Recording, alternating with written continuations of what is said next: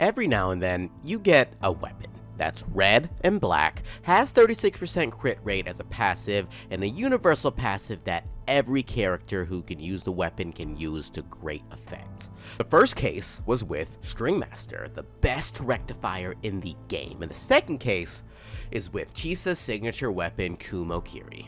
Kumokiri is a broadblade that offers substantial crit rate, and for any character that actually inflicts a negative status, they'll be giving the team an amazing buff, including themselves.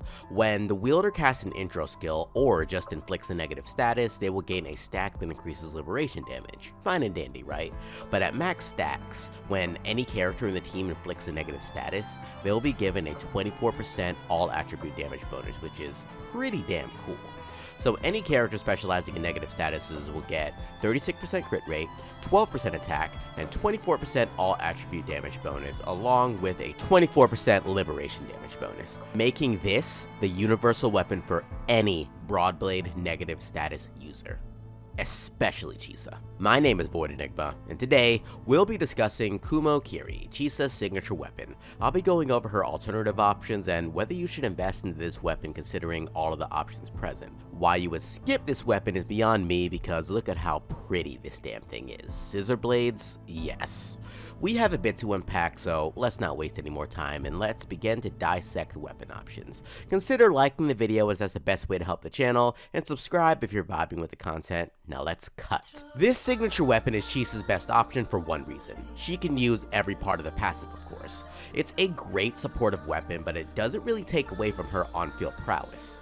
Chisa is a character who's meant to support any character who uses negative statuses, and this weapon is the best to achieve that goal. We talked about how good this weapon is already, helping Chisa gain a staggering crit rate and bolstering the team's performance, but what about her other weapon options? There are two weapon options that Chisa is capable of using that can supplement this great, glorious weapon. The first is Wildfire Mark, which is Lupa's signature. This weapon offers less crit value, but has more attack to compensate. We get the same attack increase of 12% from the passive, and it also boosts liberation damage, which means that Chisa can take advantage of that. The passive is going to grant liberation damage when she actually casts a heavy attack for 6 seconds, which is short, but you could extend this time by actually using a heavy attack, which Chisa is capable of using, to give you about a 10-second buff. You could do that multiple times, but that's going to make the rotation a little complicated, so using it once is enough, as that will grant you just enough time to actually complete her rotation.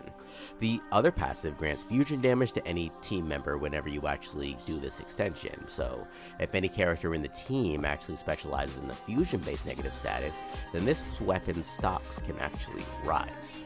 So it's a similar liberation damage buff, and she also helps fusion characters rather than any character that uses negative status. A fire option, if I do say so myself. The next best option after this is the standard 5-star weapon, Lustrous. It doesn't offer crit value, but it does have a large attack percent to compensate. Additionally, it grants some energy regen, which is always useful, and she can actually use the passive. It's still kinda difficult to fully utilize the passive and get all 3 stacks, because looking at Chisa's pre-info, it seems like she only gets 1 to 2 cast of her resonance skill, so the passive might be hard to keep up, as it caps out at 3 resonance skill usages. Still a good option if you have nothing else. Despite the options, her signature is obviously insanely powerful. If another broadblade character comes out that actually specializes in negative statuses, then they'll definitely be able to use this weapon for their second best option. I do recommend that you pick up this weapon if you are getting Chisa, but despite how good it is on paper, it's not actually that substantial to the team's overall damage.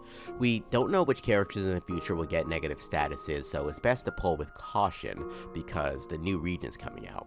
Chisa's secondary options are just amazing as well, and while they won't be as strong as her signature, Chisa is a support first. She's there to supplement your main character's damage, not be a main carry, so her lacking in damage is very understandable. She's a healer support first, not a damage dealer, so just be careful, guys. I'll be getting this weapon for sure, but let me know what you all think. Are you going to be grabbing this weapon for Chisa, or are you just going to maybe try for the weapon and hope that you get it, or just leave it on the side? Like the video, guys, if you enjoyed this quick and easy breakdown, and subscribe for more Void style content.